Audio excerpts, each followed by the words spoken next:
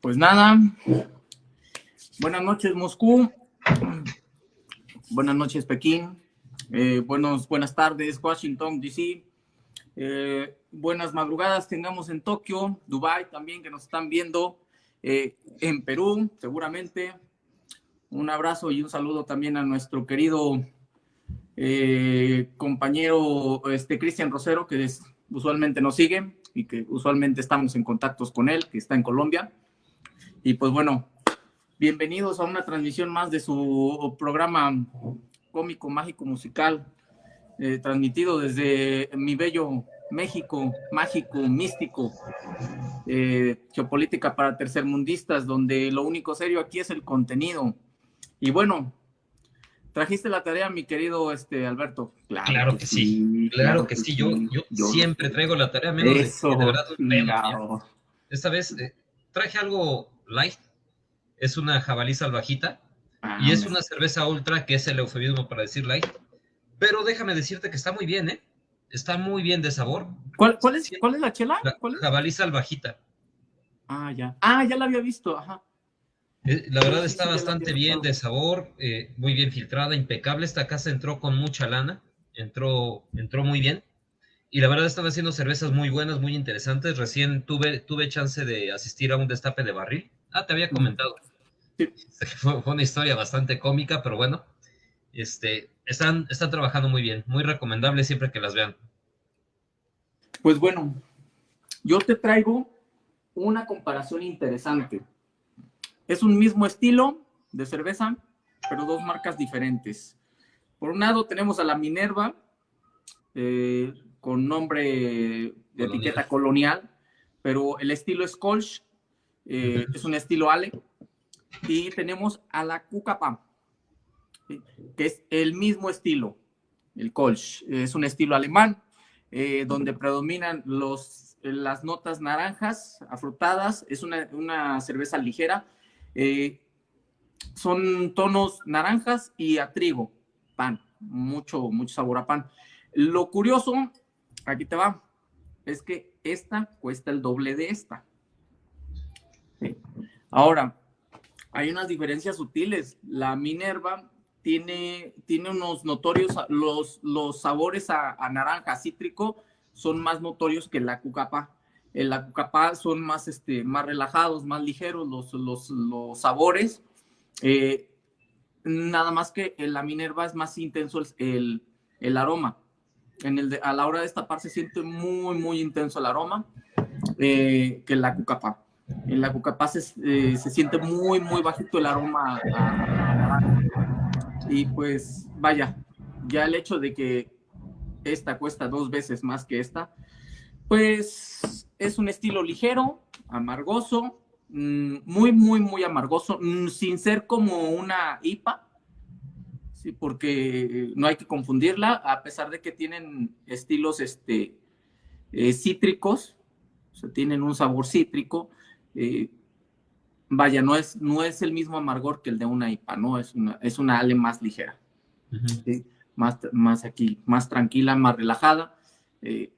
Y vaya, por el precio de esta, yo diría que mejor te vayas por esta. Sí. A Cucapá le han hecho mala prensa porque desde que se venden en el Walmart y en los Oxxos, pero a mí siempre me han parecido cervezas muy buenas las Cucapá. Están buenas. Para los 25 pesos que cuesta, está toda. Me recuerda a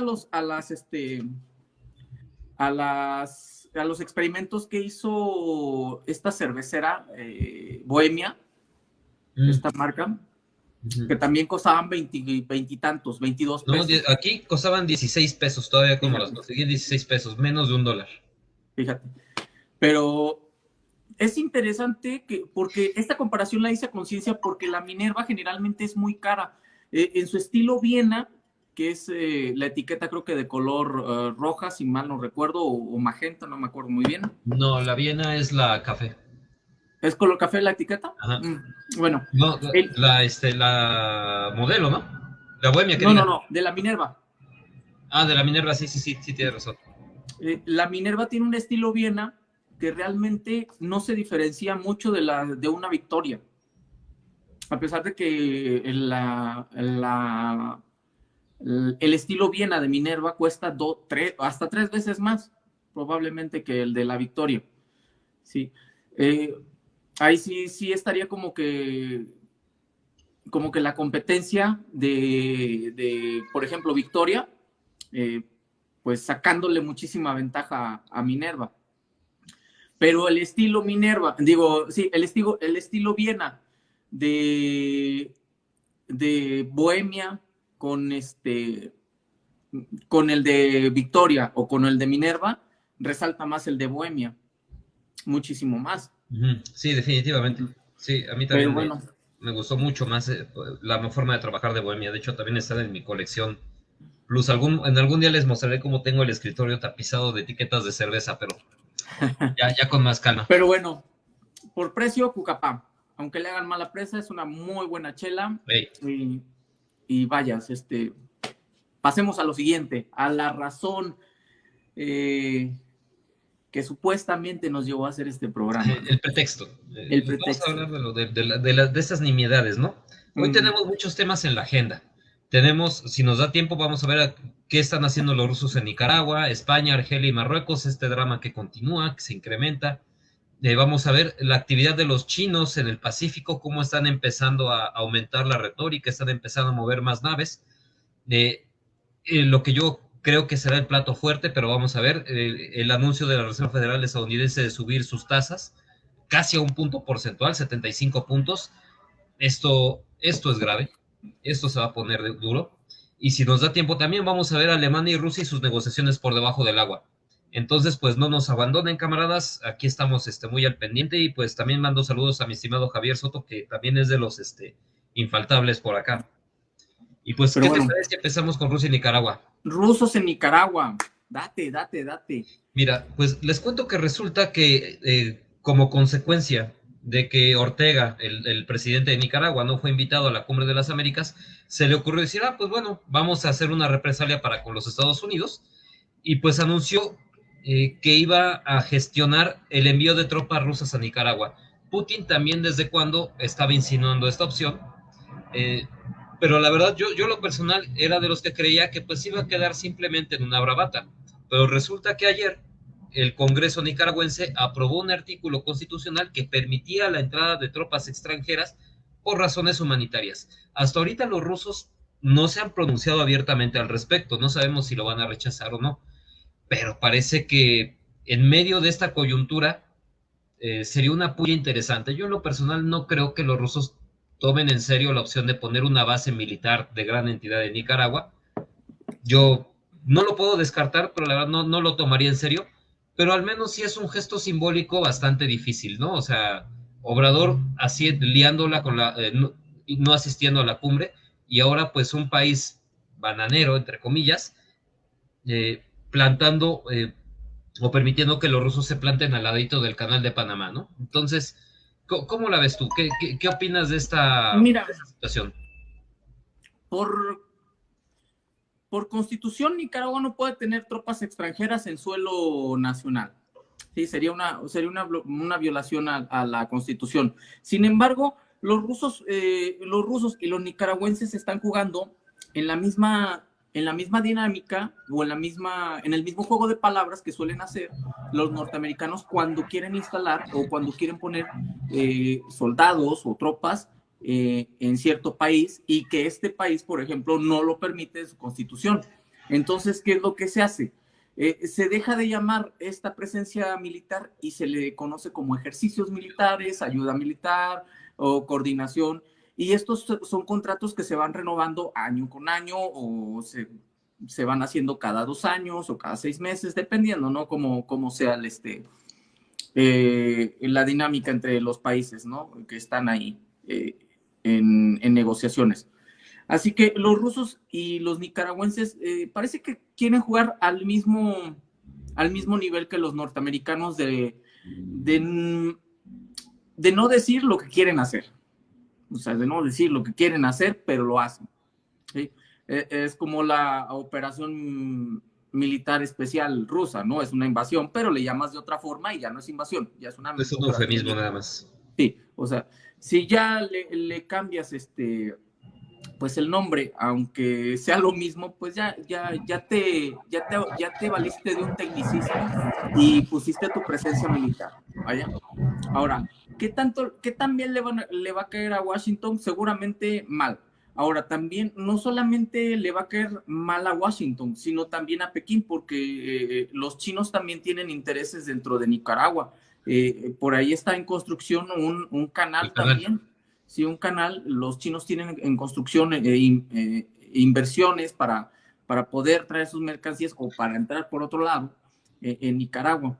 Así que va a ser interesante la dinámica en cuanto a los rusos teniendo un pie ahí o poniendo una cabeza de playa en América Central, ¿no? ¿Qué también le puede caer a los chinos? Pues no lo sabemos. Es que precisamente por eso creo que este golpe no se va a dar. O sea, creo que más bien es una cuestión discursiva, porque precisamente en términos económicos, a ver, suponte que los rusos de verdad se la toman en serio y plantan pie firme en Centroamérica. Lo único que, o sea, para el canal de Panamá sería una gran amenaza. Eso es definitivo. Y ciertamente el hecho de... yo creo que a los chinos no les vendría mal tener cierta seguridad en la zona, ¿no? Tener ahí una base militar protegiendo una inversión tan importante. Sin embargo, al final lo único que haces es poner como blanco al propio canal que los chinos están haciendo, porque ahora los estadounidenses tendrían toda la justificación del mundo para utilizarlo. Por eso yo creo que a los chinos no les agradaría nada la idea. A quien irónicamente le vendría de maravilla esto es a México con el corredor transísmico. Porque eso sí incrementaría muchísimo el valor agregado de este proyecto. Pero yo la verdad creo que concuerdo contigo en que es un golpe sobre todo simbólico, porque económicamente no es redituable. Tampoco creo que los rusos tengan la capacidad operativa para mantener una base tan lejos de Rusia, sorteando a todos los obstáculos que tienen que librar en el Atlántico. O sea, si no hubiera obstáculos, iría de acuerdo, pero el problema es que si hay... Sí, de hecho, si ahorita está teniendo problemas con mantener su única base en el extranjero, en Tartus, en el puerto de Tartus, ahora sí que otra base en el otro lado del mundo, la cosa es un poquito más complicada, ¿no? Y librando, sobre todo ahorita, una guerra, yo creo que es más difícil. Dice Antonio José Pérez Alonso, una violación constitucional en Nicaragua. Qué gran novedad. Nunca ha sucedido antes en Nicaragua y más con Ortega. Realmente no están haciendo una violación constitucional. Están haciendo un juego de palabras. Están haciendo un juego de palabras en el sentido de que lo llaman ejercicios. Este tipo de ejercicios los hacen los norteamericanos en prácticamente cualquier país. O sea, están en la misma tónica, están jugando exactamente la misma tónica. Es exactamente, por eso es un símbolo lo que están haciendo. O sea, les dicen, a ver, güey, ¿qué se siente, no? O sea, ¿qué se siente que yo mande mis tropas ahí? Te están dando un llegue, nada más. Pero es un juego de palabras lo que están haciendo, o ejercicios militares, porque, por ejemplo, en Colombia tampoco se permite la entrada de tropas extranjeras al país. Lo que hacen es llamarle ejercicios militares o entrenamientos, coordinación. No, en México tampoco. En México tampoco, pero ahí están. Sí, en México tampoco, y ahí está. No, de hecho, ahí el centro de inteligencia está en Reforma, todo el mundo lo sabe. Que fíjate, con lo que dice Alberto Céspedes. Un saludo, Alberto. Y también a José Antonio. Mira, tal vez no sea tanto un berrinche de Ortega, porque al final, berrinche o no, estás dañando la imagen pública de Estados Unidos. Sí. O sea, esto invariablemente, ya el simple hecho de que lo anuncies, está diciendo, es que Estados Unidos ya no infunde el mismo respeto que infundía antes. Esto ya es un golpe a su imagen. Es exactamente lo que hizo, está en la misma dinámica que hizo lo que hizo Obrador, de no ir él mismo, sino de enviar a un delegado en representación de él. Sin embargo, este delegado tiene cierto peso dentro de la política mexicana, tiene cierta imagen, pero ciertamente está enviando un mensaje. Está enviando un mensaje clarísimo de que se le está, o sea, no tienes el mismo peso de antes. Ahora, otra cuestión importante.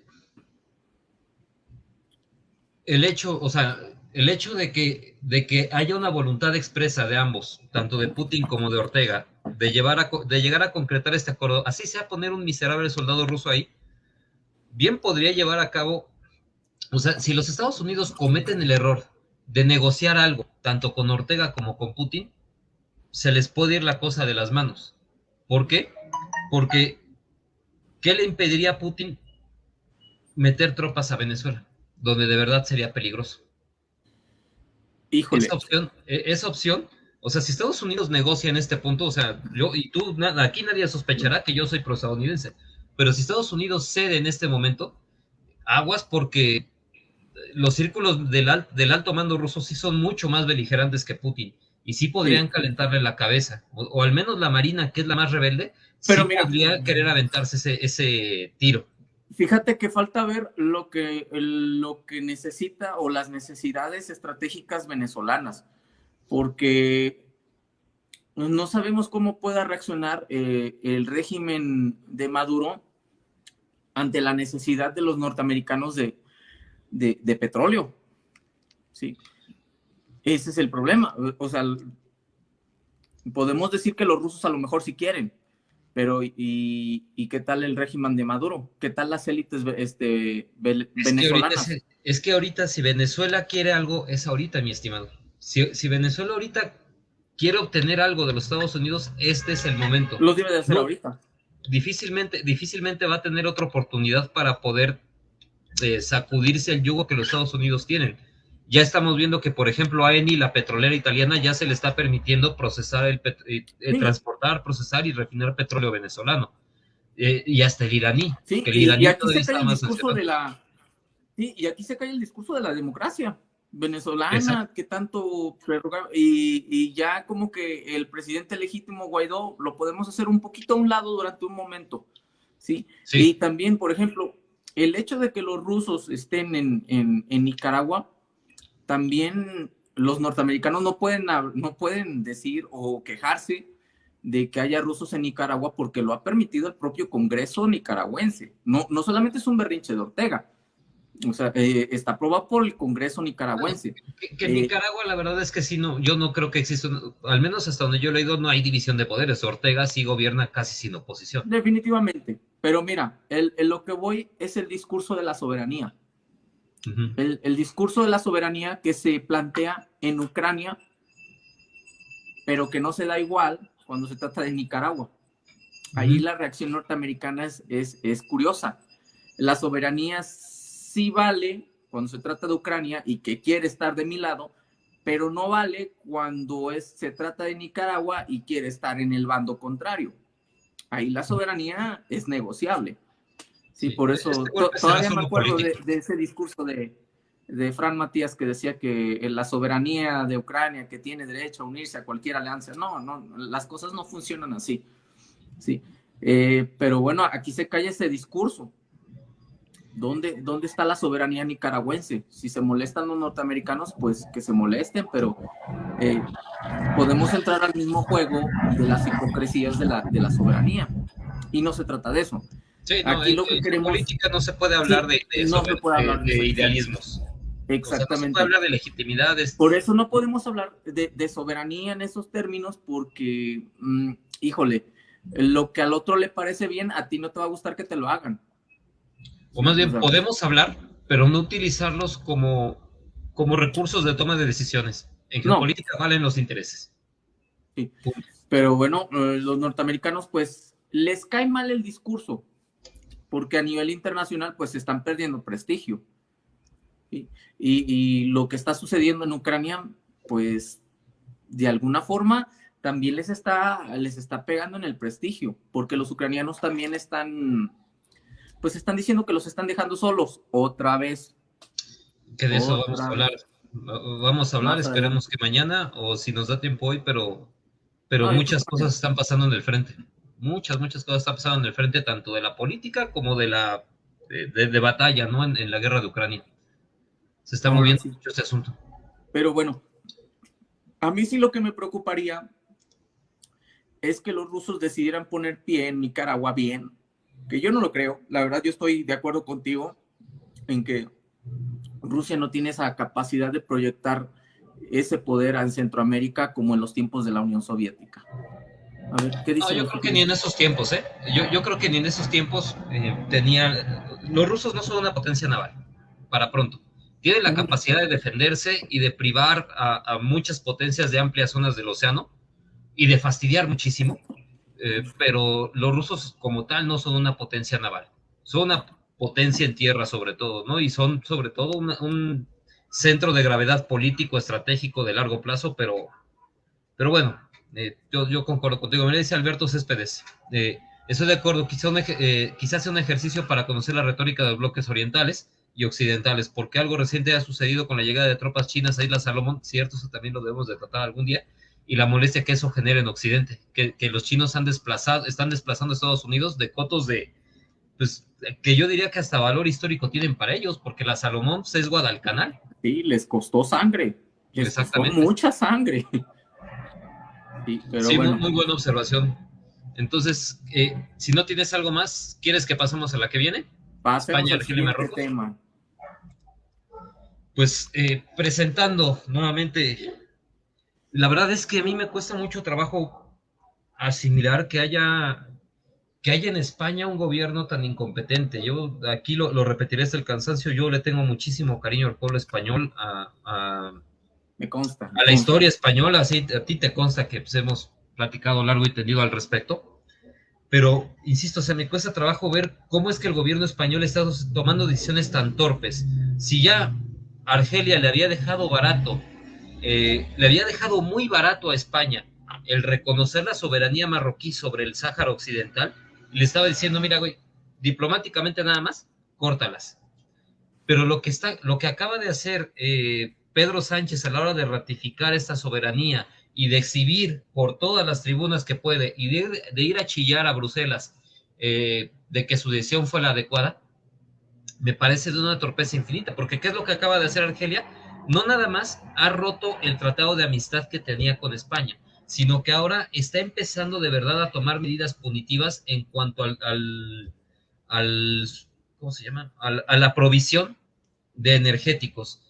Y ya le está diciendo a Italia que no le va a vender las cuotas de antes. O sea, literalmente le está limitando a los italianos solamente la cantidad de gas que ellos consuman. ¿Esto qué es lo que va a provocar? Nuevamente, parecemos pericos, encarecimiento de los recursos energéticos que ya de por sí están escasos. Y a lo que tiene que sumar ahora que los rusos acaban de cerrar la llave del gas también, el 40% al menos con Alemania. Entonces, nuevamente, personalmente, yo no sé qué rayos esté haciendo Pedro Sánchez. O sea, evidentemente está sirviendo a los intereses de Estados Unidos. Sí, definitivamente. Pero caray, o sea, yo veo en sitios de análisis político, sobre todo españoles, que piensan que esto más bien es una charada, ¿no? Que piensan más bien que esto está en contubernio tanto con Argelia como con Marruecos. Yo a los argelinos los veo hablando muy en serio, pero muy en serio. Decía un analista español que lo que España estaba haciendo era una derrota preventiva. Este término me parece súper adecuado, porque existen ataques preventivos, pero hacer una derrota preventiva suena que se están adelantando a los hechos, a las consecuencias de lo que está sucediendo, ¿no? O de lo que va a suceder.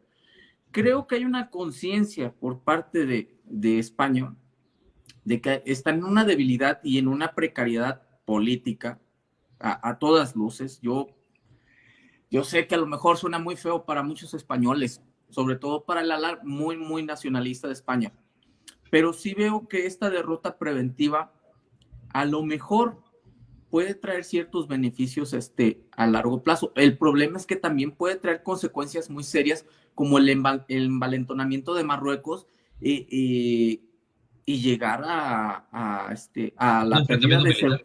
Sí, exactamente. Y no solamente, llegar a la pérdida de Ceuta y Melilla. O sea, no, y fíjate, si Ceuta y Melilla se salen de la defensa española, Cataluña y el País Vasco son lo que siguen. O sea, yo creo que sería un golpe tan terrible para la imagen del gobierno español, de debilidad tan grande, que yo creo que no habría forma de retener esas dos. Ahora, esas 2 zonas. También los españoles están deshaciendo de sus arsenales militares con el envío de equipo militar a Ucrania, pues te vas a quedar sin stock. Y si no tienes un stock y no tienes una fuerza creíble, o sea, ¿qué le impide a tu enemigo no presionarte? O sea, es que el objetivo de un ejército fuerte es la disuasión. Y si no tienes esa credibilidad, pues lo siento mucho, van a hacer lo que quieran contigo, ¿no? Si no hay esa credibilidad, España va a tener que ceder, ¿sí? Desafortunadamente. ¿Sí? Ahora, no, dale, termina. No, hasta ahí le dejamos. Te iba a decir que parte de la teoría que dice que esto está en contubernio, dice, bueno, al final es un buen canje porque el Sáhara Occidental no le pertenece a España, realmente pues es un territorio que de facto controla Marruecos, pero bueno, si a cambio de eso obtenemos que los Estados Unidos garanticen que Marruecos no se va a pasar de lanza en Ceuta y Melilla, y obtenemos un acuerdo, o sea, nominalmente, eso es lo que se piensa. Pero yo creo que aquí hace muchísima falta leer historia. A ver, y ya ni siquiera leer historia, o sea, leer un poco la prensa. ¿Qué es lo que le acaba de pasar a los kurdos por confiar en Estados Unidos? No, o sea, los vendieron de atrás, o sea, España, o sea, para Estados Unidos, Ceuta y Melilla no van a ser sino una moneda de cambio para ejercer, para que Estados Unidos, o más bien para que Marruecos sea la cabeza de puente de los Estados Unidos en el continente africano, porque ya estamos viendo que, pues, desgraciadamente África va a ser escenario de otro duelo geopolítico entre China, Rusia y Estados Unidos. Del que vamos a hablar después, porque África se está volviendo el punto central entre varias potencias. África y el Ártico también. Entre ellas Rusia, sale Francia, entra Rusia, entra China, los Estados Unidos parece que no se quieren quedar atrás, están entrando un poquito tarde, pero bueno, yo coincido con eso que estás diciendo. Parece que la carta ganadora está del lado de Marruecos, ¿sí? Y no de España, desafortunadamente. Es que aquí España piensa, yo siendo Pedro Sánchez, espero que no, nunca me pase, pero bueno, suponiendo que no sea, digo, bueno, al final si yo voy a chillar a Bruselas y digo, pues es que sanciónenme a este güey que se está pasando de lanza, ¿no? Pues creo que, o sea, España cree que Bruselas tiene el poder de disuasión suficiente sobre Marruecos, cuando en realidad la balanza comercial es positiva para los marroquíes. Entonces, yo no veo cómo Bruselas pueda disuadir a Marruecos, ¿no? Honestamente. No, ni yo. De hecho, algunos analistas españoles no entienden la postura de Sánchez. O sea, no la entienden. Dices, Pedro Baños, o sea, incluso Pedro Baños ha sufrido censura y ha sufrido persecución. No hablo de ahorita, hablo de cuando todavía tenía este programa en Tendencias 21 de ¿cómo se llama? Geopolítica, visión geopolítica. Él llevó a coroneles y llevaba altos mandos y decía, yo ya no puedo decir más porque pues me voy a meter en problemas y ya me prohibieron expresamente hablar más, pero él aún así, aún con esas limitaciones, decía que España cometió un error muy grave al creer que Marruecos no iba a intentar hacerse con Ceuta y Melilla. No, de hecho, lo va a hacer en el futuro. Lo va a hacer en el futuro. Y el problema es que lo ha hecho patente a veces también en el discurso y a veces en la forma en que humilla a los representantes españoles. Ya, tú recordarás la visita que hizo este señor, ay, se me olvidó este cabrón. No, fue Sánchez, ¿no? Sí, no, fue Sánchez. Era otro, era el de Exteriores, que tiene un apellido chistosón. Ahorita me acuerdo, ahorita nos acordamos. Bueno, señor donde fue y le la bandera al revés y la foto del conquistador de Tarik. Sí, fue una bofetada, caray.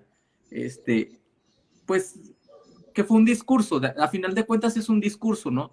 Que te está diciendo hacia dónde apuntan los objetivos del Estado marroquí.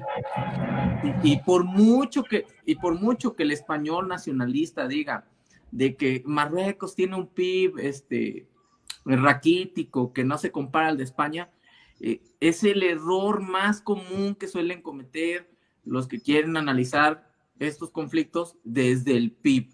El PIB no te dice no te dice mucho, no te dice ni dónde está la lana. Ese es el problema del PIB, no te dice dónde está la lana.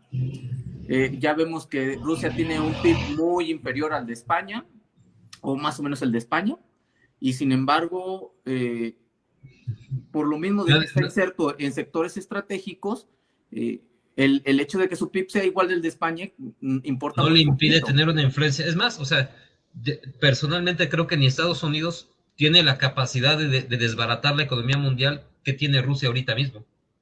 ¿Cómo? Con los energéticos. Solamente veo a los árabes con esa capacidad y a los chinos por su influencia comercial.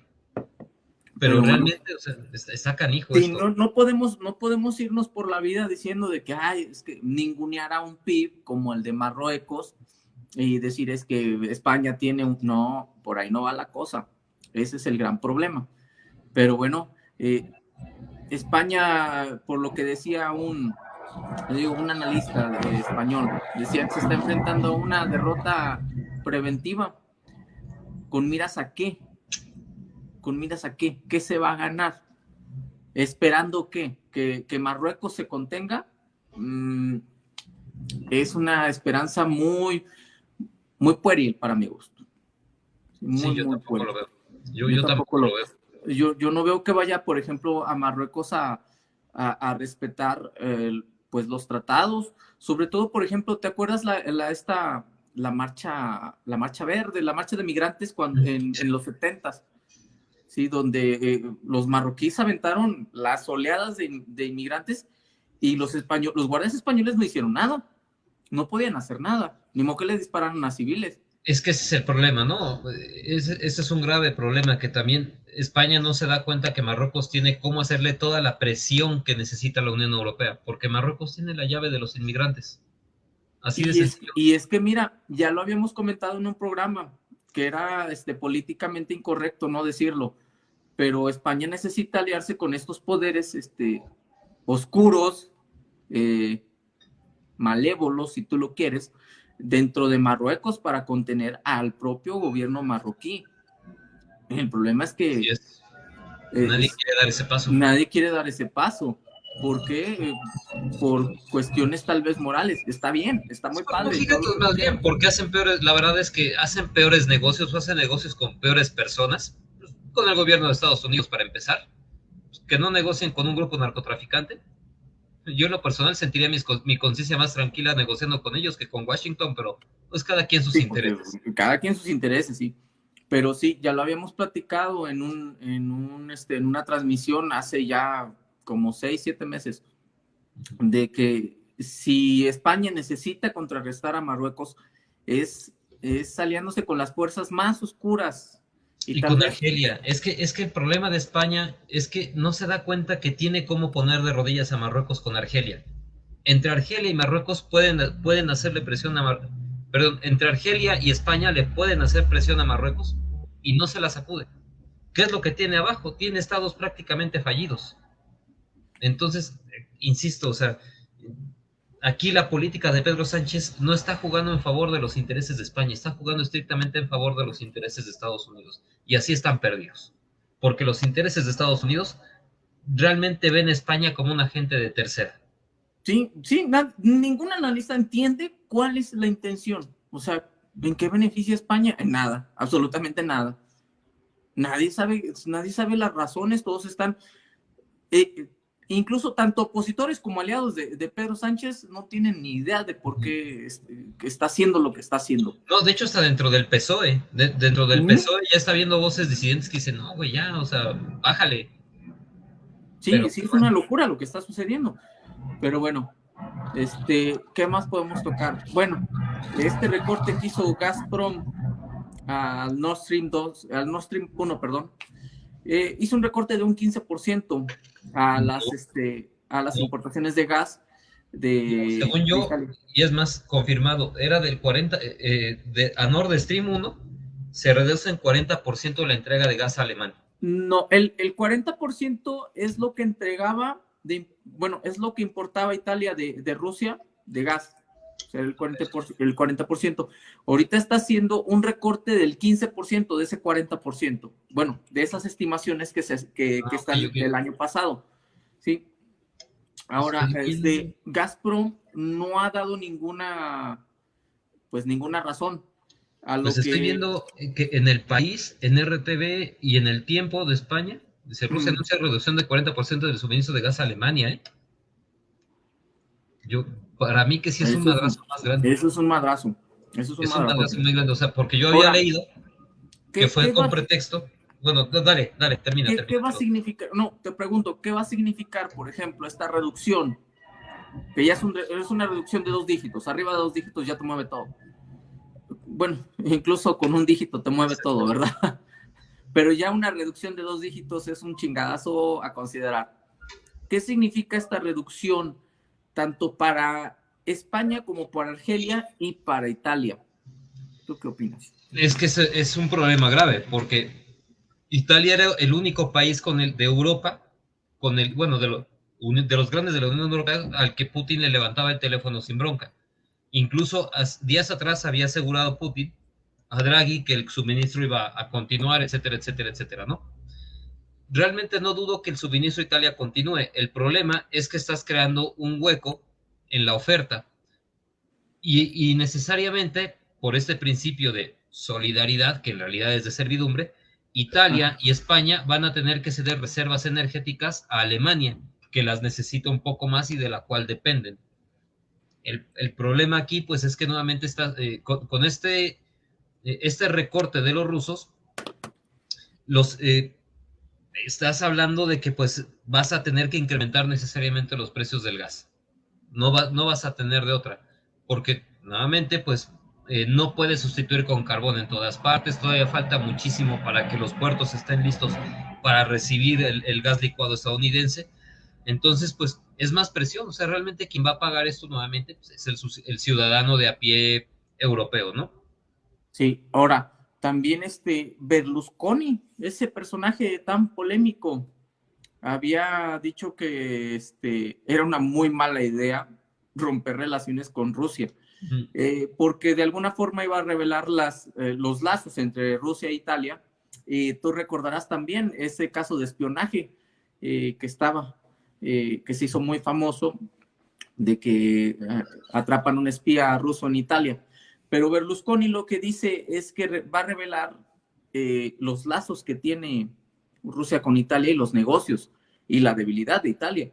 Y mira, no se equivocó el cabrón, por mucho que deteste al personaje, porque a mí Berlusconi no es santo de mi devoción, la verdad. Nada más como futbolero, futbolero me cae muy mal ese vato. A Berlusconi lo detesto con toda mi alma, pero chin, le acertó el cabrón, ¿verdad? Aquí el problema es que ya se los habíamos dicho varias veces anteriores. Esto es una cuestión que abordé en el curso que di de historia de Rusia.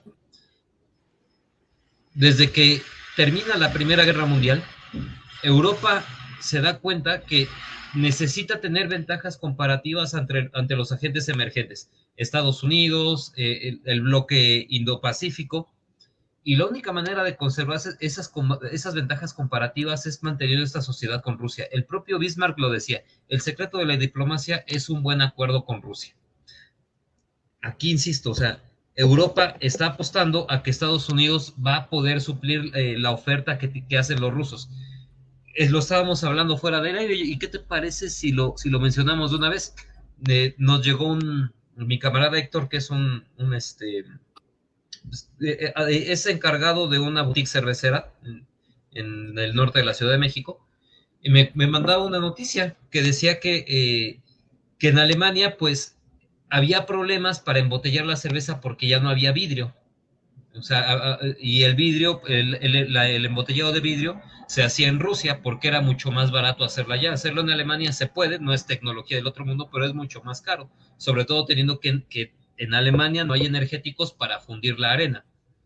Bien, se plantearon inmediatamente, dice, bueno, enlatamos la cerveza. El problema es que el aluminio también viene de allá. El titanio que para la fabricación de los nuevos tanques que están planeando, también viene de Rusia. El problema es que son recursos estratégicos. El titanio sirve para la fabricación también de casas, también para la industria aeronáutica. Hay un gran problema de que los recursos estratégicos rusos están metidos en muchos lugares. Ese es el gran problemita.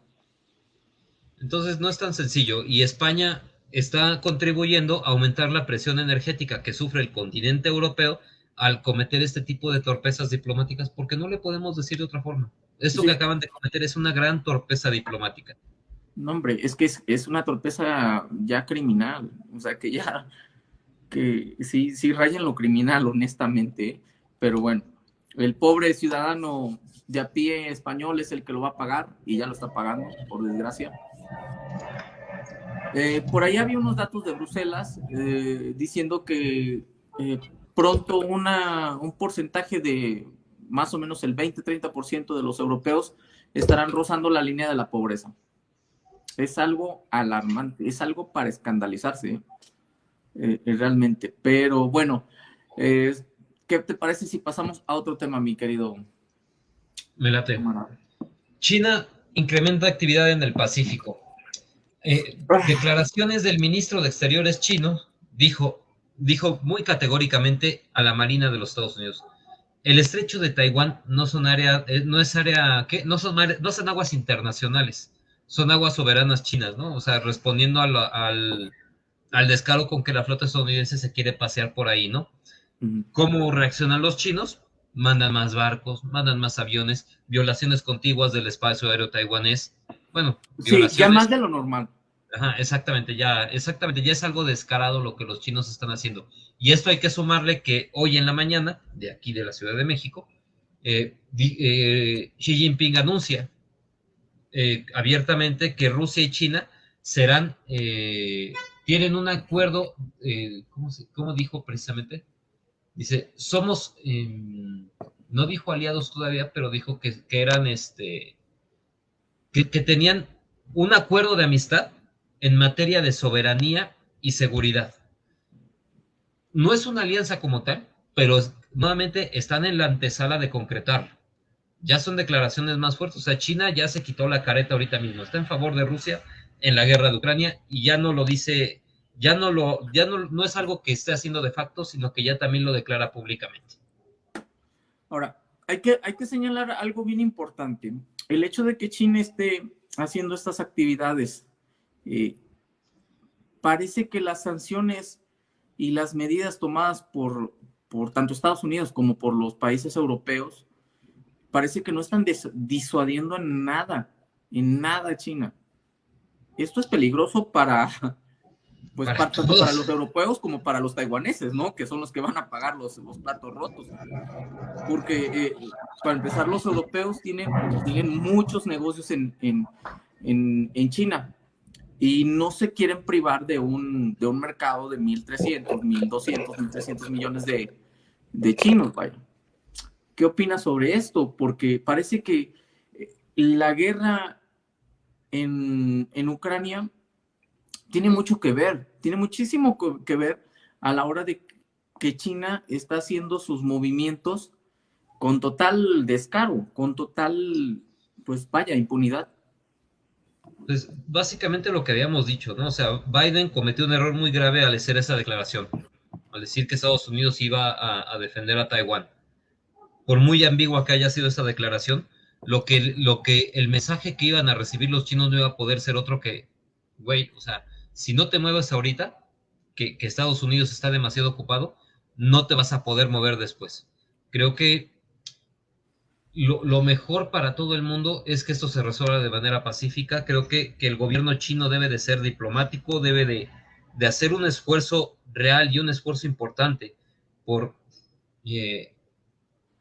pedirle a Taiwán o hacerle alguna concesión administrativa a Taiwán.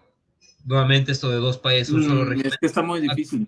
Ajá, yo sé que está difícil. O sea, yo sé que está muy difícil, pero vaya, de alguna manera tratar de hacer esta concesión de dos países, un solo régimen, dos regímenes, un solo país, perdón, a cambio de que Taiwán pues admita públicamente que es parte de China.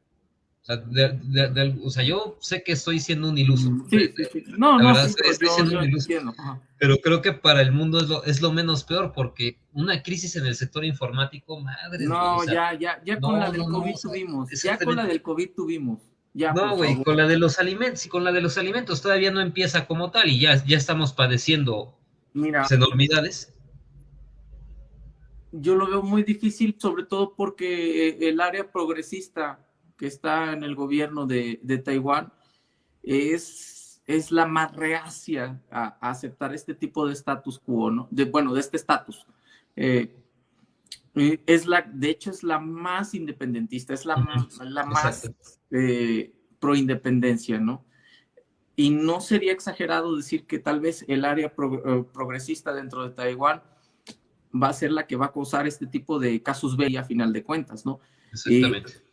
Y honestamente, ya lo habíamos dicho en otros programas, el momento es ahora, para muchos de para los involucrados. El momento para actuar es ahora. ¿Alguien cree en las concesiones de la República Claro que Popular sí. de China? Claro Recordemos que Hong sí. Kong. Yo personalmente sí, o sea, Yo sí Hong creo en las Kong es un concesiones área chinas, que... por supuesto. Mira, los chinos pueden respetar los acuerdos siempre y cuando haya voluntad de las dos partes, porque los chinos también te van a agarrar de la pata, desgraciadamente. Los chinos agarran del pie. Si tú te dejas, o si los sectores más corruptos de los países se dejan de las concesiones, bueno, se dejan de las influencias chinas, te va a pasar lo de Montenegro, que prácticamente está en manos chinas por donde le vea uno. Pero sé que los chinos no tienen ese modelo expansionista típico de Occidente, porque para los chinos, China es el centro del mundo. Y para los chinos, el resto del mundo tiene que admirar a China. No es como en Occidente. En Occidente nosotros estamos acostumbrados a llevar nuestra cultura para allá. Los chinos los chinos tienen un cierto orgullo de Sí, no, sentirse, los de chinos se sentirse, saben un polo de civilización en Asia. sí, Los chinos se sienten en una civilización milenaria. Por lo mismo de eso tienen una visión muy centralizada del lo mundo. son, güey, o sea, lo son. De hecho, yo creo que nadie puede llamarse civilización sin ver a China, ni los indios, es más, ni en el Medio Oriente, que seguramente son más antiguos, alcanzaron los grados de desarrollo que alcanzó China en tan poco tiempo. Entonces, ahora, sí podemos creer en las concesiones chinas. ¿Por qué? Porque lo estamos viendo aquí en el Tren Maya. En el Tren Maya estamos viendo el trabajo de empresas chinas. Railway Corporation creo que estaba en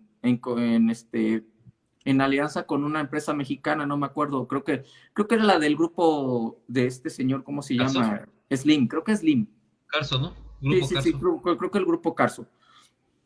Pero vemos que están trabajando en conjunto con varias empresas, también norteamericanas, dentro de México, en la construcción del famoso Tren Maya, que es en el sureste del país. De que pueden trabajar, se puede trabajar. El problema, te digo, es que hay que tener una política fuerte, interna, para poder llegar a ciertos acuerdos con el gobierno chino. Pues sí, no, los chinos son muy fiables. En ese sentido, yo sí los considero muy fiables, honestamente. Sobre todo porque los chinos ponen los negocios por delante. Y eso es algo que, en mi opinión, pues les da esa fiabilidad. Pero,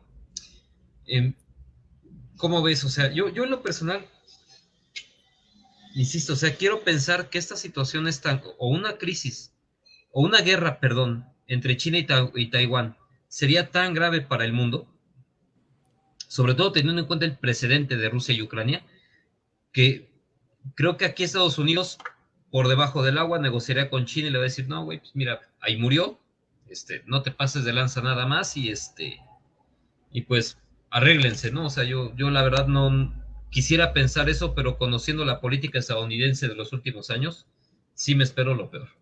Ahora, dice Alonso, además, la República Popular de China carece de capacidad militar real para una ocupación rápida de Taiwán. Híjole. No sé. Yo la verdad ya estoy empezando a dudar. Si los chinos están empezando a hacer este tipo de actividades y este tipo de maniobras, es porque el momento es ahora.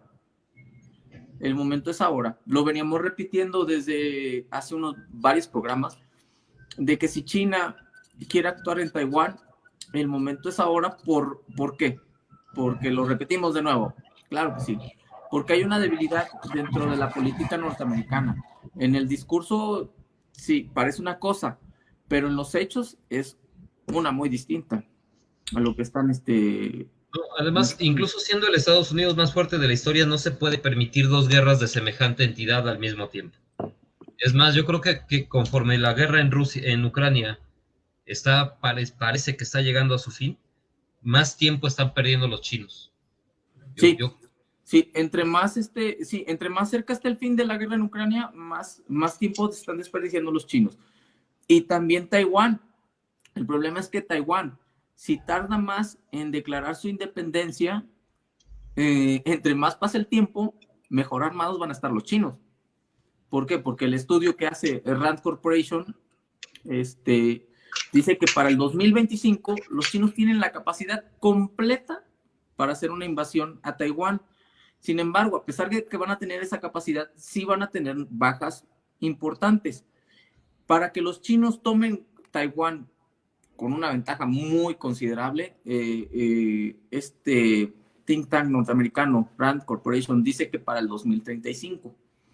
Ahora, viendo las opciones que hay ahorita, el momento es idóneo. Dice Antonio igual. Cara al exterior podrían ser fiables, pero con lo de Hong Kong y sus minorías, y eso que decís de que una cosa son sus hechos y otra sus palabras, como esa parte no la entendí. No, yo tampoco. Bueno, desde las minorías, yo creo haberlo entendido bien. Mira, sí, las minorías siempre son un problema muy fuerte en China. Los chinos tienen tienen muy imbuida esta cuestión de que el núcleo del cultural y político, pues sea este chino milenario, ¿no? Con los uigures, pues les ha ido muy mal. De hecho, a los uigures les han hecho una gran limpieza étnica, no genocida, sí, yo creo que no es una política genocida, sino más bien una política de desplazamiento muy al estilo de lo que hacen los israelíes en Palestina. Exactamente. O sea, sí, e inculcar, meter a etnias de la mayoritaria, que es la Han, y para desplazar a los uigures, ¿no? O dejarlos ahí sencillamente, pero que estén como minoría en medio de una ciudad que prácticamente de la noche a la mañana, pues la etnia Han se convirtió en mayoritaria, ¿no? Concuerdo, o sea, los chinos tampoco son almas de la caridad, o sea, los chinos tienen sus propios intereses, pero pues insisto. Es que el problema es que estamos pensando a China desde el modo occidental, y no podemos hacer eso. Ese es el gran error que siempre cometemos al analizar China. Para pues, entender a China hay que empaparse un poquito, por ejemplo, del confucianismo. Ellos tienen un respeto hacia el Estado. En Occidente no. En Occidente tenemos una costumbre por rebelarnos al Estado. Réplica Antonio José. Dice, a ver, a Estados Unidos solo por tocar las narices le conviene apoyar la defensa de Taiwán. No solamente por tocar las narices. Todo ello implicaría un coste económico importante para China y le haría perder clientes. No solamente por tocar las narices. De hecho, es la principal producción de semiconductores está en Taiwán. El hecho de que Estados Unidos no pueda obtener unas garantías de que en caso de que se invada la isla no se va a ver mermado su suministro de semiconductores, eso va a ponerle en toda la torre o en toda la madre a varios productores, a varias compañías, empezando primero por Nvidia, la compañía número 1 en inteligencia artificial, en tarjetas gráficas, que va a afectar también a las mineras de bitcoins o de criptodivisas. Sí, porque para sacar criptodivisas necesitas estas tarjetas gráficas. Y estas tarjetas gráficas necesitan semiconductores. Y estos semiconductores están producidos en la gran mayoría en Taiwán. Ahora, los norteamericanos quieren su independencia o su autarquía en el material de semiconductores. Y por eso están haciendo contratos tanto con la TSMC, con la compañía taiwanesa, y con Samsung. Y están haciendo estas fábricas dentro del territorio norteamericano. Sin embargo, va a tardar como entre 4 o 5 años la construcción de estas empresas y para que estén en función y que puedan desarrollar su capacidad máxima, ¿no? Así que no creo que es por tocar las narices. De hecho, tienen intereses súper importantes. Por ejemplo, los autos. Cuando pasó la escasez de chips, bueno, todavía la seguimos teniendo, pero cuando se agudizó en el 2020, a consecuencia del coronavirus, el problema es que suben los precios de los automóviles porque prácticamente los automóviles funcionan con semiconductores.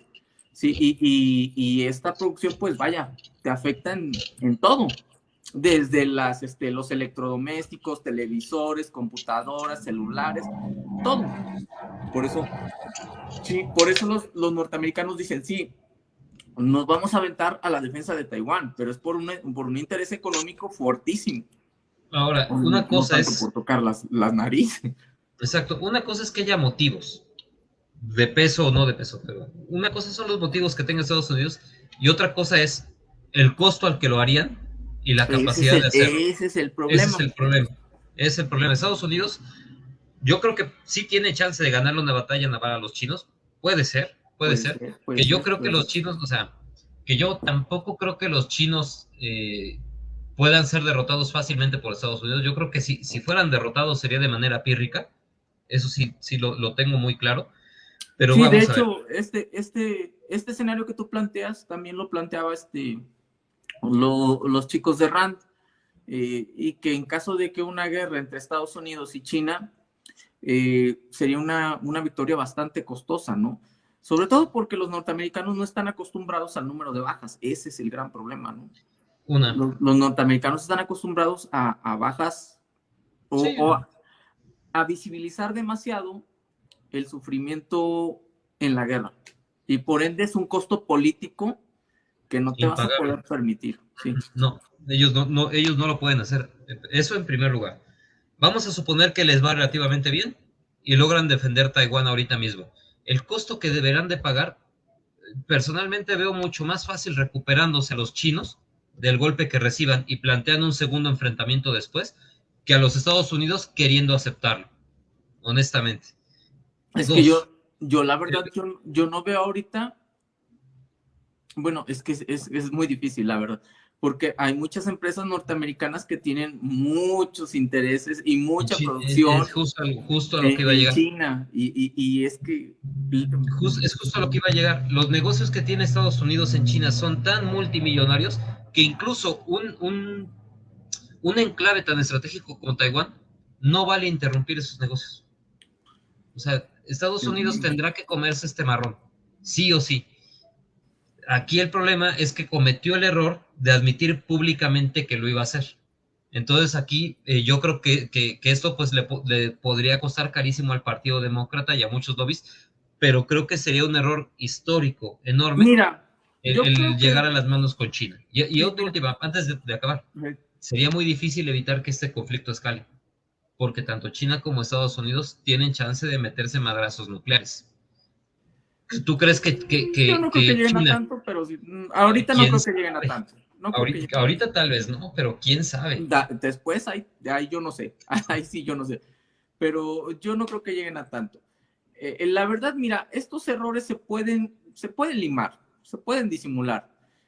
Ya lo hizo Trump en alguna ocasión cuando quiso o dijo que iba a desacoplar la economía norteamericana de la economía china. Y se tuvo que tragar un mojón enorme el cabrón, o sea, se tragó un pedazo de mierda enorme. Que lo intentó, y lo intentó en serio. Pero se topó con la realidad. Se topó con la realidad de que hay un montón de empresas norteamericanas que mandan a hacer su manufactura en China y que regresan a Estados Unidos y les sale baratísimo y el negociazo que se avientan, ¿verdad? Y Trump se tuvo que comer ese pedazo de mierda y no pasó nada. Y bueno, la libró. Así que la pendejada que dijo Biden de voy a defender a China militarmente se puede corregir. Ojalá. Definitivamente.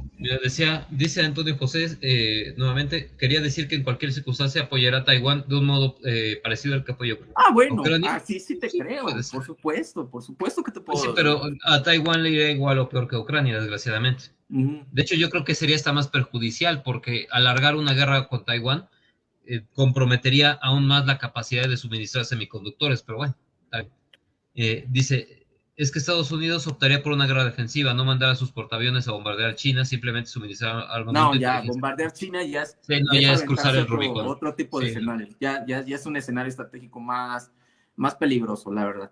Es como lo que decían los rusos. Si ustedes suministran este tipo de misiles y este tipo de misiles llegan a caer en suelo ruso, entonces vamos a estar hablando en otros términos. Así que sí, puede que sí que lo ayude, lo suministre con material defensivo. El problema es que se está desgastando ahorita, por ejemplo, en el uso de javelins. Los norteamericanos ya enviaron, pues si no la mitad de sus javelins, al menos una tercera parte de sus javelins ya están comprometidos en Ucrania. ¿Cuánto te va a tardar la producción de javelins en volver a tener a los stocks normales? ¿2 años mínimo? O sea, 2 años es y te lo digo 2 años, es porque lo planteaba centro de estudios estratégicos. Creo que es un think tank, perdón, de tejano israelí. Está ahí en sede en Texas. Y más o menos decía que la producción de estos javelins, para que vuelva a estar en los stocks normales, iba a tomar al menos entre 2 a 5 años. Así que la ayuda militar norteamericana, híjole. Complicado. ¿Quieres pasar a lo que viene? A lo que viene. Mira, resulta que la Reserva Federal estadounidense acaba de anunciar algo muy grave para todo el mundo, ¿no? Que va a aumentar en 0.75 puntos, o 75 puntos base, como se les dice, las tasas de interés. Y esto, pues, muchos de los que están viendo esto, escuchándolo, o lo vayan a ver después de decir, pues, es un número más. No nada más es el aumento más grande desde el 94, sino que en las circunstancias actuales, lo que esto significa es que le están anunciando al mundo que pues van a declarar a la economía mundial en recesión. Porque lo que inflación, sucede, cabrón. Lo que va a suceder a continuación, o sea, para los que lo vayan a ver y no sean duchos en economía, básicamente lo que dicen las tasas de interés es el precio del dinero. Una tasa de interés alta da un costo del dinero muy alto y en consecuencia inhibe la actividad económica. ¿Por qué lo está haciendo la Fed? Porque necesita contener la inflación, perdón. Al aumentar el costo del dinero, inhibir la actividad económica, estás de alguna manera impidiendo que el dinero se empiece a devaluar, que empiece a perder poder adquisitivo y en consecuencia pues la inflación tiende a bajar o tiende a por lo menos estacionarse, ¿no? Con respecto a esto hay muchísimos debates. Yo en lo personal no creo que esta sea una solución en tanto que la subida de precios no obedece totalmente a cuestiones de la actividad económica, pero bueno, en cualquier caso, esta señal es muy complicada porque los efectos económicos que tendrá en los bancos centrales europeos y asiáticos va a ser un tsunami, va a ser algo que apunta para una catástrofe. Literalmente, pues vamos a ver una crisis, yo diría, muy similar a la de 2008, pero no sé qué piensas tú, mi estimado. Ay, mira, yo creo que ya estamos en una recesión económica. El problema es cuando la hacen oficial. Cuando la hacen oficial es porque ya está a todo galope, por desgracia. Ahora, estamos viviendo el fenómeno de la estanflación, o sea, un estancamiento económico y inflación, el peor escenario que podemos vivir. Ahora, esto no solamente está afectando, por ejemplo, en el Flyer decimos a Japón, y prácticamente está afectando a todo el mundo. El problema es cómo lo maneja cada gobierno, ¿no? Y es una cuestión que se venía suscitando desde el año pasado.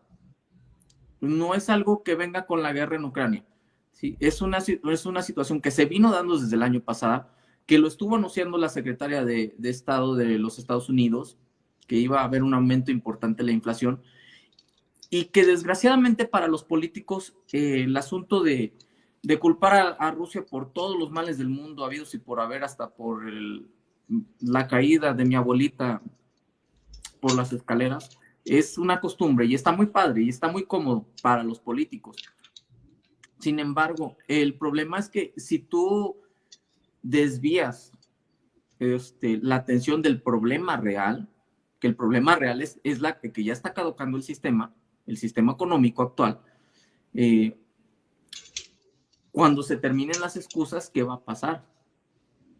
Sí, porque, por ejemplo, el tema de la inflación, por ejemplo, en Europa, no es de la guerra con Rusia.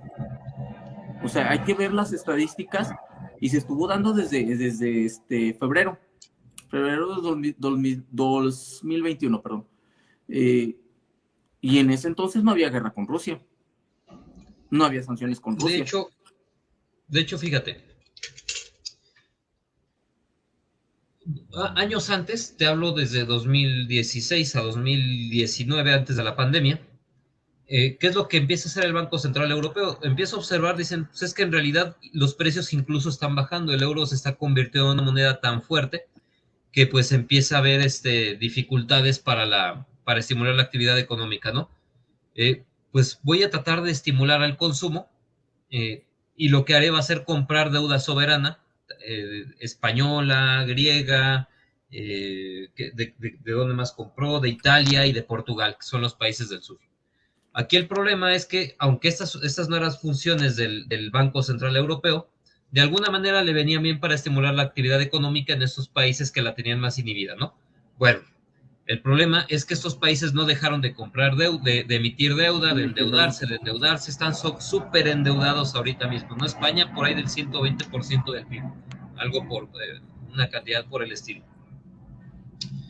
El problema es que cuando llega la crisis griega, se me está olvidando 2000. Fue después de las Olimpiadas, ¿no? Ajá. No, pero la última, en 2015, si no mal recuerdo. Uh-huh. Fue en 2015, la última, porque ves que ellos tenían desde 2004 en crisis, ¿no? Pero bueno, el punto es que cuando llega esta crisis griega, en 2015, algunos países de Europa del Norte se plantean seriamente salir. ¿Por qué? Porque un rescate a la economía griega haría recaer el costo inflacionario en sus economías. Se lo plantearon seriamente, se debatió en los congresos locales. Imagínate tú el escenario al que se enfrentarían si se plantea el rescate de una economía como España, que tiene 10 veces la deuda griega, o la italiana, o las dos en su conjunto.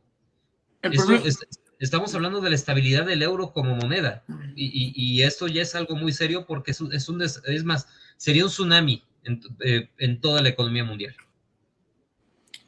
Mira, yo creo que este problema también se vino agravando con el sentido del coronavirus. O sea, de alguna forma también las ayudas, los paquetes de ayudas que estaba emitiendo el gobierno de Estados Unidos en un intento por rescatar la situación social en estos paquetes se llamaban COVID Package o algo así. Incluían, por ejemplo, dinero para las familias que lo solicitaran. También por hijo, te pagaban por hijo. Y de alguna forma sí palió el golpe. El problema es que este dinero, pues lo estás imprimiendo, ¿no? Otro problema. Lo estás imprimiendo y imprimir dinero no siempre es tan buena idea, ¿verdad? Los venezolanos deben de saber un poco de eso. Si a eso le sumas los paquetes de ayudas, que no fueron pocos, fueron bastantes, y se prolongó durante 2 años, 2020 y 2021, y se alargó yo creo que a principios del 2022. A eso le sumas la guerra en Ucrania, que es un paquete de ayuda, otro paquete de ayuda, un chingadazo de 40 mil millones de dólares más o menos, que es casi el presupuesto que destina Rusia a su defensa. Rusia destinará 56 mil millones de dólares a su gasto de defensa. Pues ya te estás viendo con una acumulación que estás trayendo desde los años anteriores, desde lo que tú mencionas, mi querido Alberto. Y bueno, las consecuencias las estás pagando ahorita, porque la inflación tiene efectos acumulativos y retroactivos. Ese es el gran problema. Sí, este 2% que nos venden como sano, y te lo voy a decir yo, cabrón, que soy un poco keynesianista, un poco, para que no me vayan a pinche linchar. Soy un poco keynesianista. Te das cuenta que 1 o 2%, si ya lo ves en el tiempo, ya es un chingo. O sea, ya se estás elevando los precios de todo. ¿Sí? En 10 años, ya ese 1 o 2% se convierte en un 20%. Es un 20 acumulado. Pero bueno, a ver, ¿qué nos dice nuestro compañero? Nos dice Antonio José, perdón.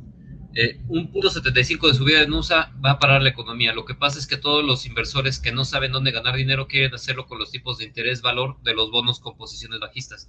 Ajá, este es un movimiento especulativo natural. La realidad económica es un exceso de demanda no satisfecha en Estados Unidos, de un problema de cuellos de botella logísticos, ahí yo difiero, y altos precios energéticos en todo el mundo. La guerra y las sanciones han intensificado los problemas, pero son problemas coyunturales. Yo difiero totalmente ahí, mi querido Antonio. O sea, concuerdo con la primera parte, pero este problema de demanda no satisfecha en los Estados Unidos es nada más una parte. Recordemos que Estados Unidos ya estuvo cerca de caer en default hace... El diciembre del año pasado. Exactamente. Ya tenían problemas antes de la cadena de suministros. De hecho, la inflación en los Estados Unidos seguía ya siendo un problema desde la época de Trump. Ahorita mismo, independientemente de la guerra, tenemos un montón, pero un montón inmenso de dólares que están inundando el mercado. El dólar es la moneda más inflada del mundo en este momento. Y cuando la guerra termine y en el momento en el que los inversionistas empiecen a recurrir a valores refugio, léase oro, entre otros valores, vamos a ver todavía un precio o un castigo al dólar mucho más evidente del que estamos viendo en este momento. Yo no creo que sea coyuntural. Yo personalmente concuerdo con Salvador ahí que este problema ya es sistémico. Se las han estado arreglando para paliarlo, para jalar de aquí, sí, para hacer jalar parche sobre parche sobre parche. Exactamente, parche sobre parche. Y esto viene desde el 2008. No es algo que viene de ahorita, ni de hace 2 años. Esto es la economía mundial desde 2008 no se ha recuperado. Yo la verdad no conozco un año de estabilidad y de prosperidad, entre comillas, desde la crisis de 2008. O sea, pues hay, como sea, uno se las va arreglando, pero la verdad es que la situación en general pues viene siendo muy complicada. Todos los indicadores de empleo, inflación, poder adquisitivo, están cayendo. Dice algo interesante, Antonio. Dice, y ahora la deuda de los países europeos endeudados la tiene aparte del Banco Central Europeo, los bancos privados europeos. O sea que no interesa que quiebre nadie. Mira, esta situación similar la tienen en Japón, ¿eh? Muy similar. Justamente extremadamente similar. Escalofriantemente idéntica, ¿no? Que Japón tiene un endeudamiento del 200%, 240%, 250%, algo así. El problema es que la deuda nunca ha sido buena, por más que te la vendan como buena, nunca es buena. O sea, un cierto nivel de deuda es aceptable. La puedes manejar. Es aceptable, es manejable, ¿no? La puedes usar como herramienta de vez en cuando, pero vivir permanentemente endeudado y sobre todo esos niveles es una estupidez. Esto se explota, porque sí, o sea, tiene razón. ¿Cómo se llama? Ay, perdón, ya la regué. No pasa nada. Tiene razón, Antonio. Dice, la deuda está en los bancos privados europeos o entre propios. O sea, que no interesa que quiebre nada, ¿no? El problema es que le estás aumentando los precios a todo, ¿no? Y a final de cuentas, esto te va a generar pues un interés impagable. Es que es el problema. Subir tasas de interés cuando estás sobreendeudado es aumentar el costo de tu deuda. Al final, o sea, no... Y la puedes renegociar, o sea, sí la puedes renegociar. Definitivamente la puedes renegociar. No, la van a tener que renegociar. El problema es que a qué costo también la van a renegociar. Exactamente. Es comprometer a las generaciones futuras, ¿no? Y ahora, ese es el gran problema. Esas tasas de riesgo también, vamos a ver qué tanto aceptan esta renegociación de deuda, sobre todo en tiempos de tanta incertidumbre. Sí, porque no estás comprometiendo a una generación, vas a comprometer a 3, 4, 5 generaciones en el futuro. Es como nosotros en el FOBAPROA. O sea, el FOBAPROA lo seguimos pagando nosotros, a pesar de que pasó en el 95. Algo así, 94, 95. 94, 95. O sea, ahí está el gran problema. O sea, hasta ¿cuántas generaciones estás dispuestas a comprometer? Y el problema es que vas a hacer concesiones tú como Estado. Las vas a hacer, definitivamente. Y ya es un problema sistémico. Ya es un problema de sistema. Ya no es un problema de, vaya, que estás atacando los síntomas, pero no la enfermedad. Exactamente. No es tan sencillo. De hecho, el panorama está muy complicado porque igualmente en Japón... Y dije el ejemplo de FOBAPROA porque, o sea, justamente el FOBAPROA todavía no lo terminamos de pagar. O sea, y se comprometió a nuestra generación, tanto la de Alberto como la mía, y también la próxima generación, o sea, la que sigue después de Alberto y la mía. Bueno, estimado Fernando, un gran saludo también es de los habituales aquí. Dice, ¿se está buscando el colapso del sistema financiero con una guerra nuclear para resetearlo? ¿Qué objetivos buscan enfrentándose a Rusia? ¿Cuál es el fondo de todo? Mira, se ha hablado mucho de esta teoría del Big Reset, de que el sistema necesita un reseteo, necesita iniciar de cero de nuevo. Sí hay algunos pensadores, algunos politólogos, geopolitólogos que dicen, pues es que el momento es ahora. El momento de hacer este Big Reset es ahorita mismo, pero personalmente lo dudo mucho porque la economía mundial está tan integrada y digamos que hay tanto que perder para tantos tomadores de decisiones que yo no los veo dispuestos a hacer un sacrificio semejante, mucho menos a través de una guerra nuclear. De hecho, para hacer el Big Reset no es necesaria una guerra nuclear, sencillamente basta que alguien decrete, algún gran tomador de decisiones diga, este pedo de la cooperación chino-estadounidense se acabó, me repatrian capitales, va a haber enfrentamientos, tensiones ahí, va a haber enormes crisis. Pero de manera paulatina. O sea, exactamente, va a haber, pero el problema es que la crisis será de semejante talante que el costo ahorita mismo es impagable.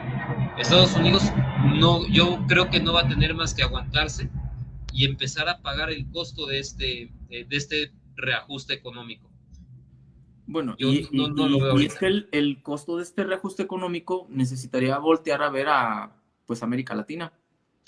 El problema es que América Latina no le llena el nicho de mercado que Estados Unidos quiere que le llenen, que es el del consumo de perfil medio alto. El problema es que sí tienen los europeos. Pero entonces tiene que cambiar esos patrones de conducta políticos para con la política hacia América Latina. Ya lo había dicho Obrador, esta política de vasallaje ya no te va a funcionar. Y sí, no te va a funcionar si pretendes competir con otros bloques económicos, porque ya estamos en una política de bloques económicos. Y no creo que sea una política de bloques económicos al estilo de Samuel Huntington, de guerra, de choque de civilizaciones. No creo que vaya por ahí. Mira, dice Antonio José Pérez Alonso, a ver, a los países occidentales endeudados les sirve la inflación pues reduce el valor de su deuda. A los países no tan endeudados, Alemania, Holanda, Suecia, es conveniente pues devalúa su moneda y les permite mayor competitividad frente a Estados Unidos y sobre todo a la República. Es que tienen la misma moneda, Holanda, sí, Suecia. No, de hecho, ahí sí diferimos. Yo personalmente sí difiero por completo. ¿Por qué? Porque al final tener una moneda con bajo poder adquisitivo, nuevamente, si no fueran los propios europeos los que poseyeran esa deuda, lo entendería. El problema es que son ellos los que se están metiendo el balazo en el pie. Ahora, otro problema. Los europeos no se pueden dar el lujo de tener una moneda débil cuando son importadores natos, cuando tienen balanzas comerciales tan desfavorables. Entonces, ahí lo que estaría sucediendo es que Estados Unidos les estaría trasladando costo inflacionario. No, yo en lo personal, ahí sí difiero bastante, pero no sé qué piensas tú, querido Cho. No, ahí sí me considero lerdo. En esos temas te los dejo todos a ti, cabrón. Sí, bueno, personalmente no.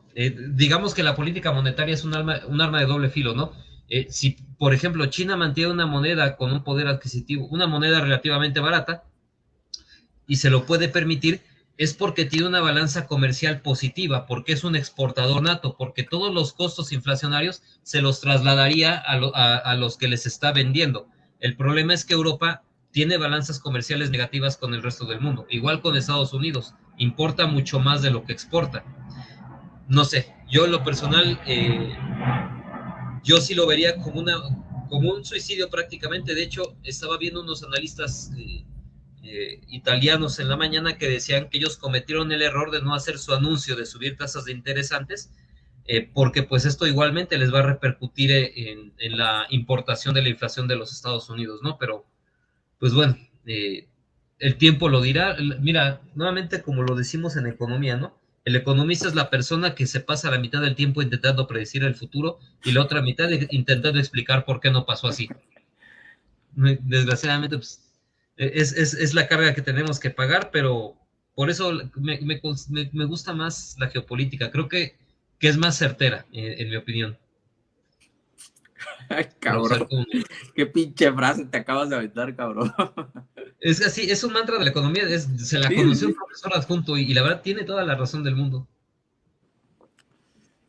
A ver, pero bueno, ¿quieres pasar a otro tema, mi querido? Estaría chido porque ya vamos por la hora 26 y esto también nos va a llevar un poco de tiempo. Mira, dice, Alemania y Rusia negocian por debajo de la mesa. Tú aquí tenías una información muy importante.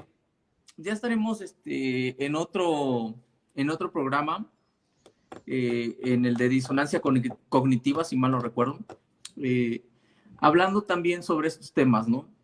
Sobre el rearme alemán, el actual rearme alemán, que se plantea en un futuro no tan lejano, más o menos Alemania, o algunos analistas están diciendo que unos 10 años, una década, y pues bueno, este rearme alemán que provoca tanto pavor en muchos sectores, sobre todo rusos, porque tienen un par de malas experiencias, ¿no?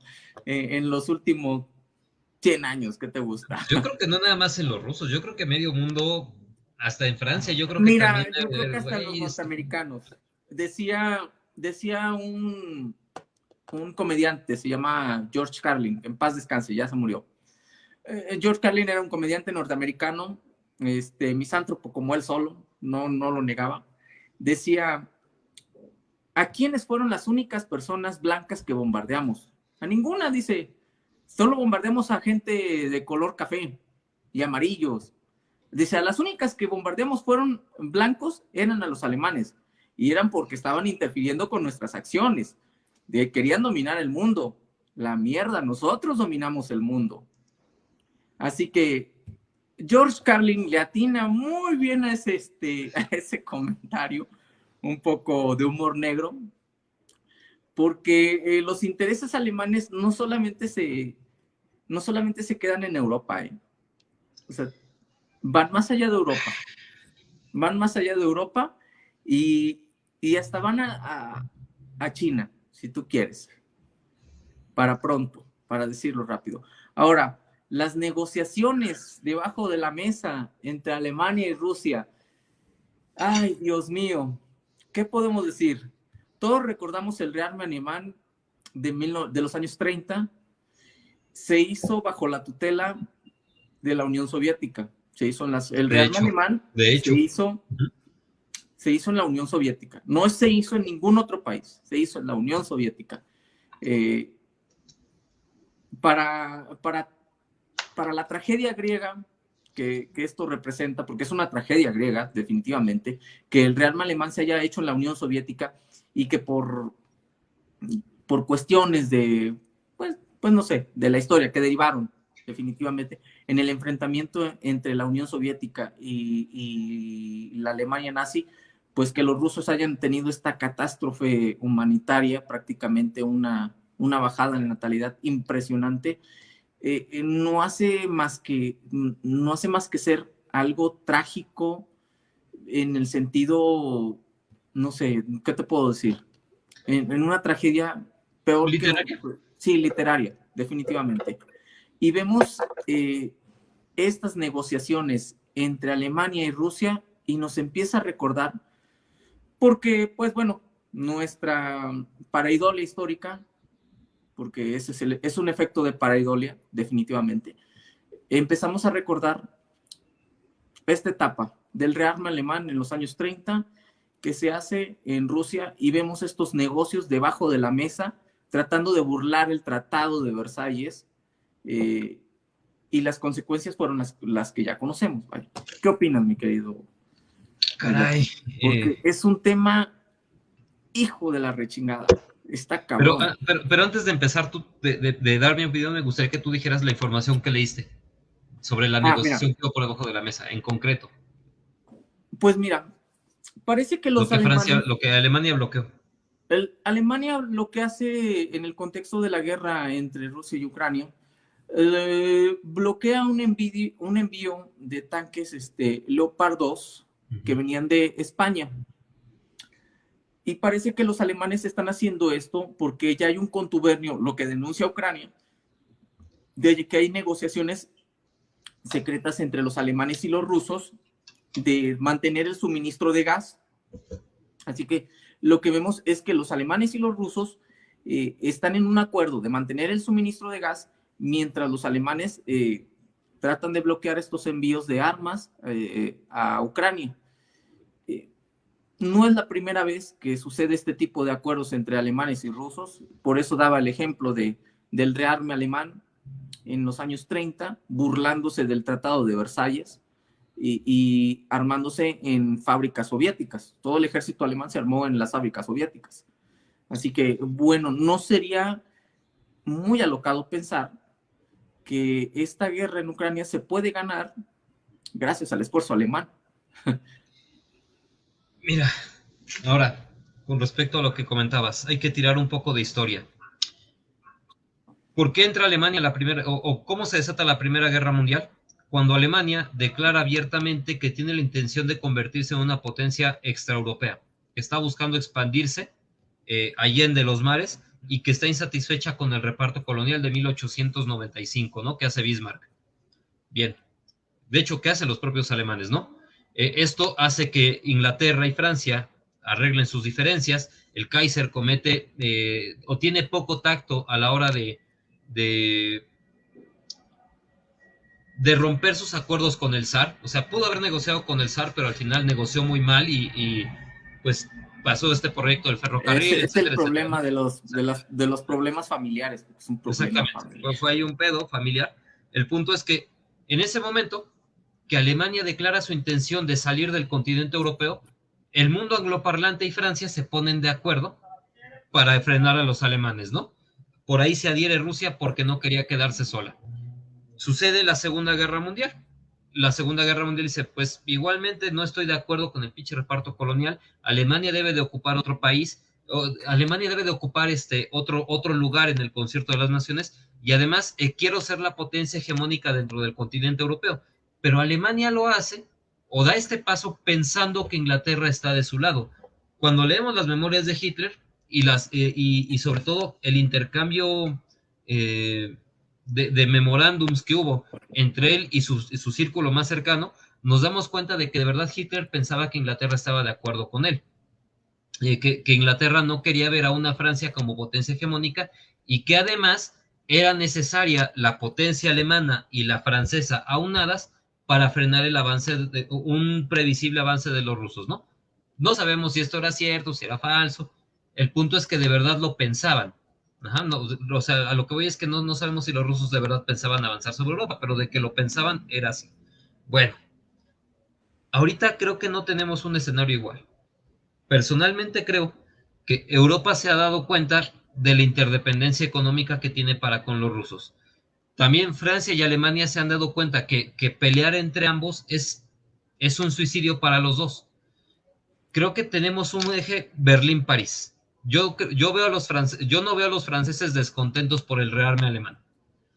Lo que veo, o lo que yo tengo pendiente es ver si Europa decide tener a Rusia dentro de su esquema de seguridad, como dice Macron que es necesario, o bien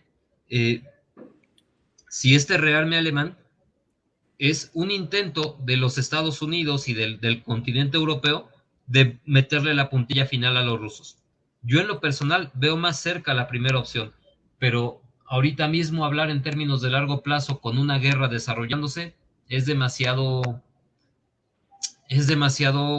peligroso. Es un marrón que me podría comer en el futuro, pero si me lo preguntan a mí, creo que Europa y Rusia están condenadas a entenderse. Y creo que este rearme alemán bien podría servir para dejar de depender tanto del esquema de la OTAN. Es que mira, tanto puede ser que están condenadas a entenderse como están condenadas a enemistarse.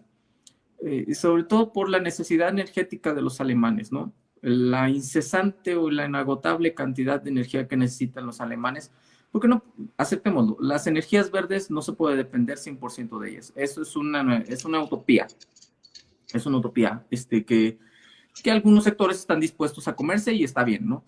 Pero ya en la realidad de las cosas, el hecho de que los alemanes se hayan aventurado en la Segunda Guerra Mundial a invadir a Rusia, obedece a su necesidad energética, a su necesidad futura energética, que de algún modo hubo un entendimiento.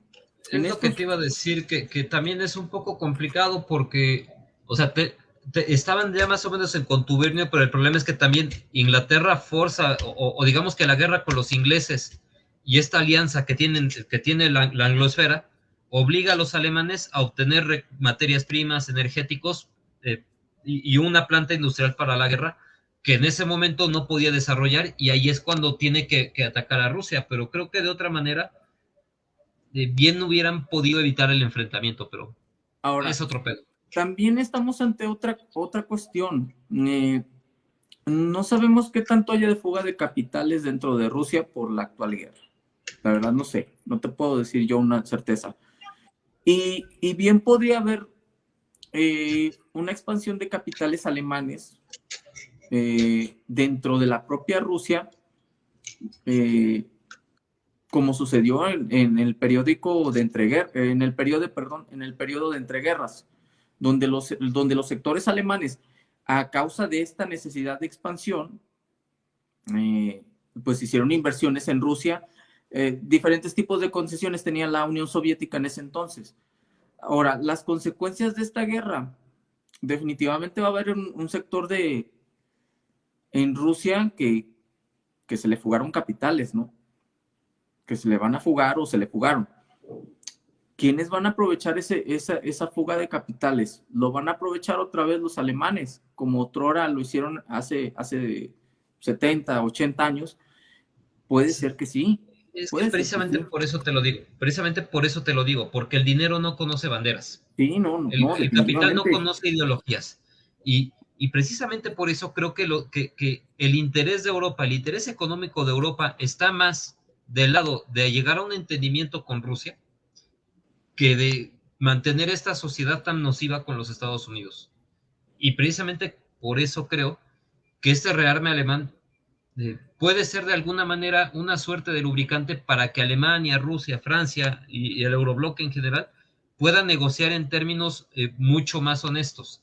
Y además, al dejar de depender de la defensa de los Estados Unidos, Europa tiene muchas más cartas para negociar. Exactamente, tiene mucha más soberanía en su diplomacia, porque ya no depende de los Estados Unidos, porque si de por sí la industria militar francesa es muy potente, imagínate una industria militar francesa y alemana juntas, y sobre todo con dos ejércitos soberanos tan potentes ahí. Ahora, insisto, a mí me preocupan también, me preocupan los discursos políticos que vayan a dar, que se vayan a suceder dentro de Rusia. Sí, porque en cualquier desacuerdo político que haya futuro, el discurso de la Alemania nazi va a estar presente en la historia de Rusia. Es un espantajo potente, es un espantajo poderoso. Sí, sobre todo si hay sectores más duros que los de Putin, porque el sector de Putin, bueno, Putin es bastante más diluido que, por ejemplo, Dmitry Medvedev. O sea, Dmitry Medvedev lo escuchas en su Telegram y dices, este pendejo está loco, este pendejo está idiota. Sí. Ahora, fíjate, si llegamos a tener estas alas políticas más numerosas, puede suceder algo definitivamente nada agradable en el futuro, ¿no? Sobre todo teniendo una potencia nuclear como Rusia que se siente amenazada. que se siente acorralada. Sí, porque... Yo creo que en tanto que el rearme alemán no incluya el desarrollo de un arsenal nuclear propio, Rusia se lo puede permitir. Es que ese es el problema. Alemania tiene la capacidad. Exactamente. Tiene la capacidad, o sea, sí pero es ¿tendrá difícil. la voluntad?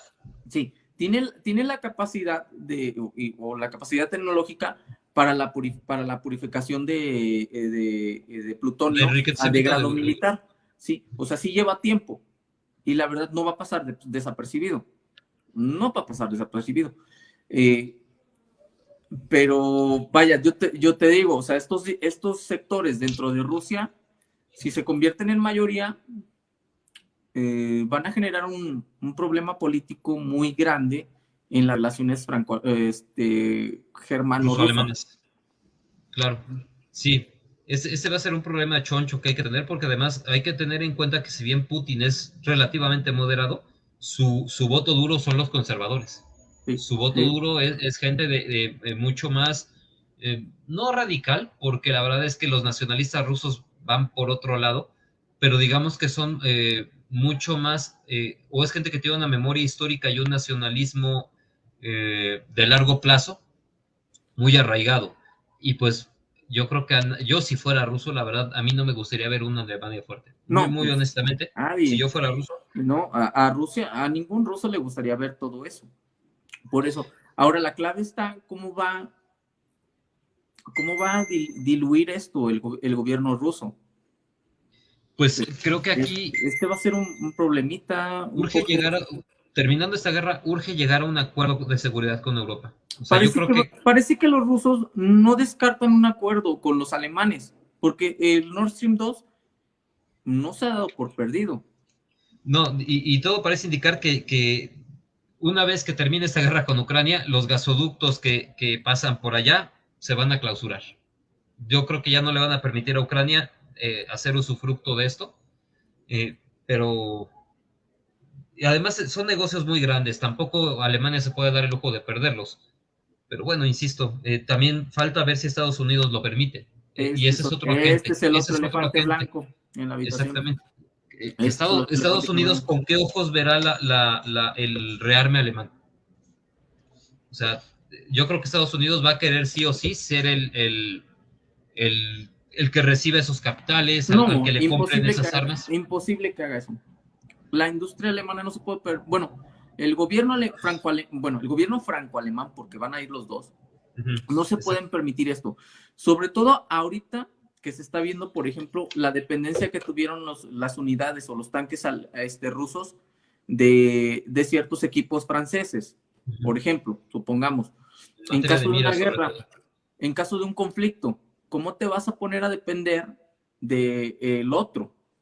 O sea, cuando empiecen los choques de intereses, porque van a empezar los choques de intereses, ¿no? Definitivamente.